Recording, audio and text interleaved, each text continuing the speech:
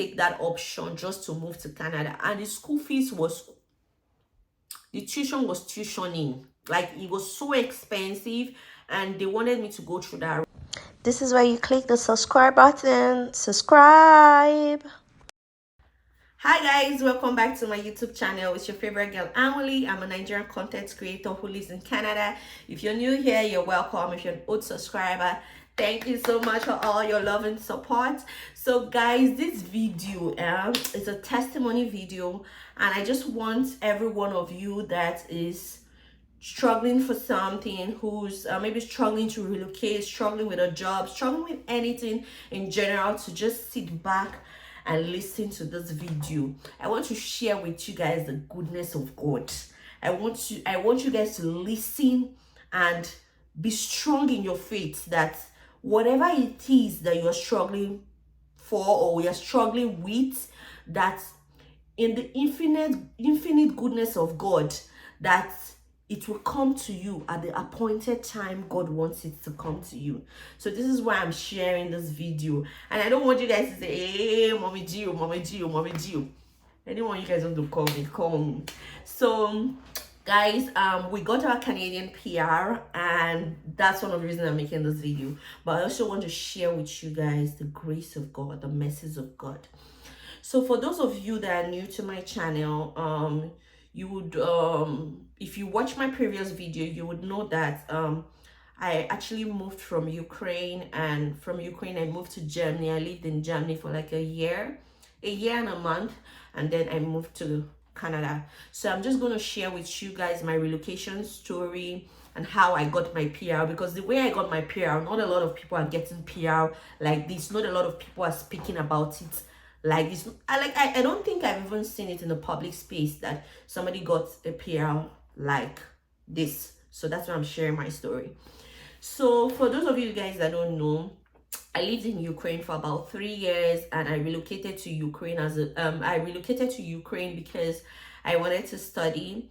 But when I got to Ukraine, the circumstances surrounding me wasn't very pleasant. So I couldn't do my master's, so I just went for another course. For those of you that don't know, I was studying fashion, so that's it. I couldn't do my master's. I started studying fashion because that was, as of that time, that was the only school that could allow me pay my tuition in parts. And I'm a fashion girl, so I'm just like, okay, you know what, let me just study this thing, maybe I'll need it in the future. So I was studying fashion, but initially we're supposed to relocate to Canada, but the money, as of that time, we didn't know much about Canada, and so we took the Ukraine option. And living in Ukraine, I love that country, man. That country is like in all the countries I've visited, that's one country I can say it's home.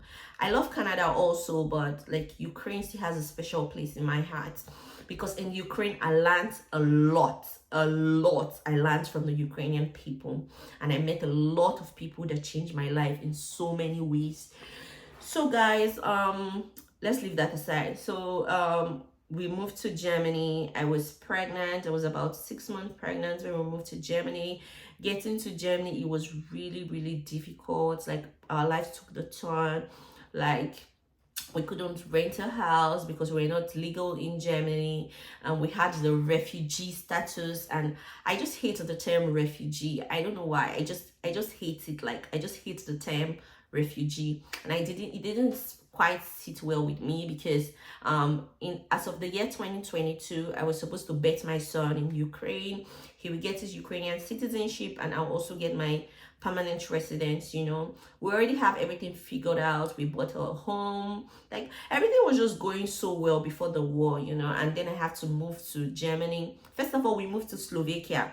After moving to Slovakia, then after living in Slovakia for almost 10 days, we were like, no, this is not a place we want to stay. And then we moved to Germany, and living in like, oh God is so good. Like, even the person we were meant to live with in Germany, the person was like, we're not accepting visitors at this moment, please try again later. So my husband reached out to another friend, and he welcomed us home. Shout out to you, brother Kelechi, you are amazing.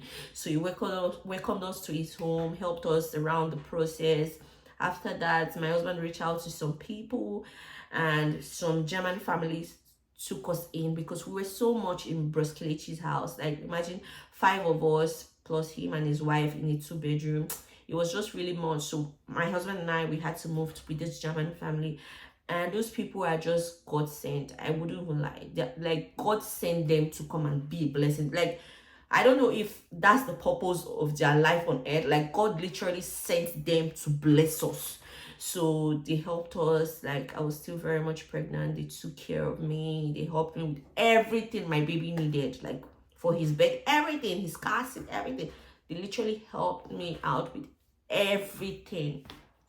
Even when the German government, they're not giving us residence permits, that we're refugees. Even when I had my son had I gave birth to my son in Germany, had a refugee status. Like, this woman made sure, like, her and her friends made sure, like, my life was better in Germany. Like, they helped me in so many ways.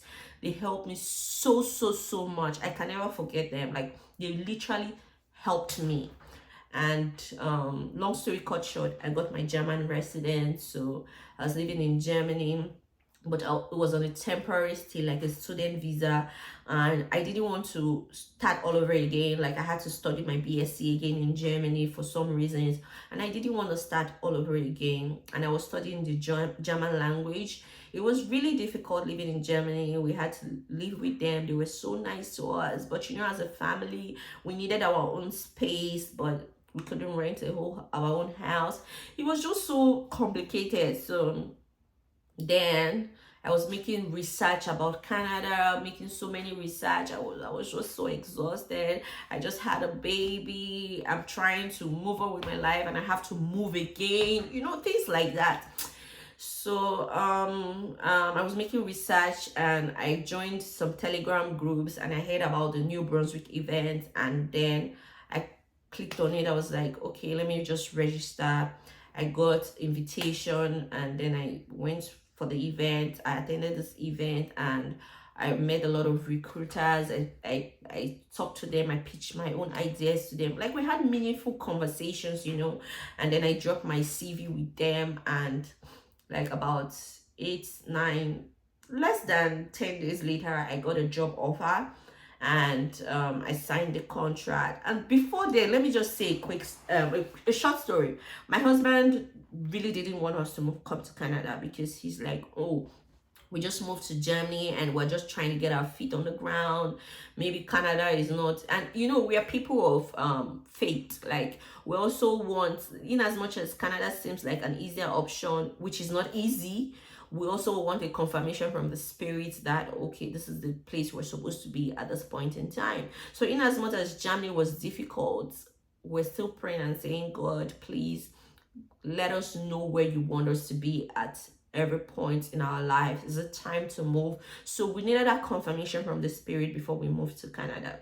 And so anytime I wanted to go ahead with this Canada thing, my husband would like, oh, let's wait, we're still praying concerning it and all that. So there's this brother of ours that is very dear to our hearts. He just called one day and he said, brother Victor, listen to your wife, continue with your Canada journey.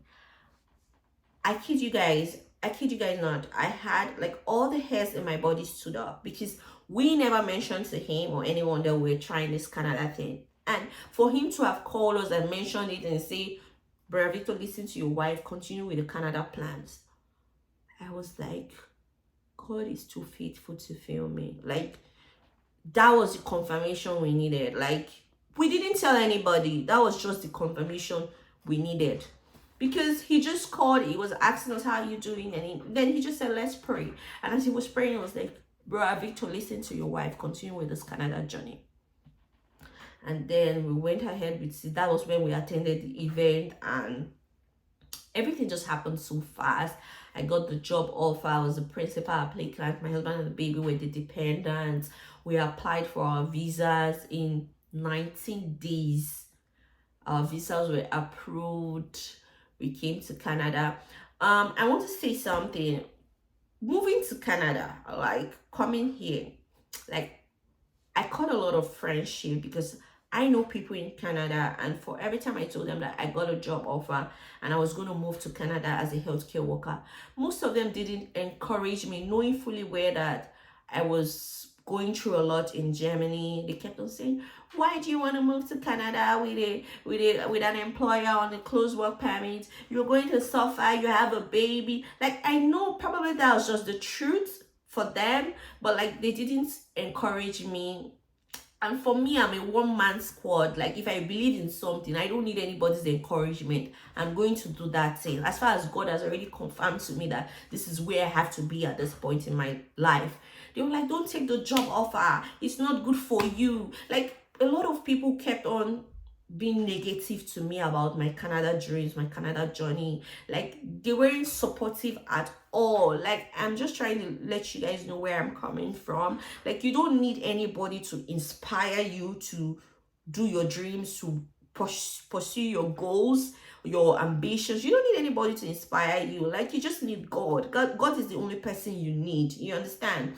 So a lot of people, I just stop talking to a lot of people, because I'm like, I don't need those negative energy. I understand that moving to a new country with a baby is difficult, but is it possible? Yes. Is it doable? Yes. Am I doing it? Yes. Am I going for it? Yes. So nothing you're gonna say to me that is gonna change my mind.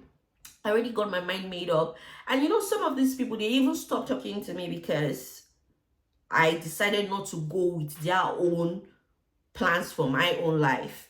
You understand? Because there are people I look up to, and they're like, no, why don't you come in here with a study visa? I was already trying the study permits. I'm not even going to lie to you guys. I was trying to come to Canada as a student. I already got my admission. It was very fast. The processing was very fast for my admission. Like, I know a lot of people that applied for that school and they are waiting for 6 months to get an admission. In less than 1 week, I already got my admission letter to come here to study engineering. Yes, engineering. You guys, my first degree was in statistics. I know this video is just somehow. You guys should just take it like that. My first degree is in statistics, so it was easier for me to get an engineering course because I already had some prerequisites that I didn't need to take anymore. I had maths, I had statistics, and some other courses.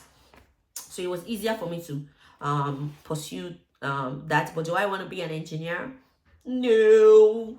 So I just wanted to take that option just to move to Canada. And the school fees was, the tuition was tuitioning. Like, it was so expensive, and they wanted me to go through that route. But I was like, I can still come here as a healthcare worker. Like, I have like I have previous experiences, like taking care of children. Like, I have previous experiences. Do you understand? So I'm like, I can do this job. But a lot of people were like, no, don't do it, and all that. Fast forward that, anyways, we came to Canada, and it was very difficult. I'm not even going to lie to you. Like, if you watch my previous video, getting an accommodation took us about 2 months. Like, literally, like, shuffling the shift. Like, my husband is working during the day, I have to be with my baby. Then at night I have to go to work, or I have to go to work in the evenings. So it's really difficult, because when going to work, I'm already exhausted, having the baby the whole day and all of that. But we kept pushing and pushing and pushing and pushing. And we came to Canada in April, May, June, July, August, September. 5 months later, I got the confirmation that Stephanie Anwuli Emodi, your PR has been approved. Log into your portal and put your address and photo for your PR card. And I just want to say something. Like, I'm really grateful to God. Like, I'm so grateful, and that's the reason for this video. I am so grateful to God, because, like, I always say a prayer over myself that the lines are falling onto me in pleasant places. I have a goodly heritage and ministry angels at my disposal working for me. I'm a world overcomer. I'm more than a conqueror. Like, you have to speak positive words on yourself every day of your life. Like, speak positive words. Like, even when the situation seems like it is very difficult, I want you guys to know that there's nothing impossible unto God. Grace. This is our testimony. And I'm a strong believer of, when it's the right time, it will work. Like, everything will just come together for you for your own good. So this is why I'm sharing this video. If you are still struggling with your Canada dreams, with your anything, with a job, with marriage, with childbearing, with anything you're struggling with, I want you to know that the Lord has heard you and everything is falling into line for your own benefit. So if you enjoyed this video, please like this video, subscribe to our channel, and I'll see you guys in the next one. Bye.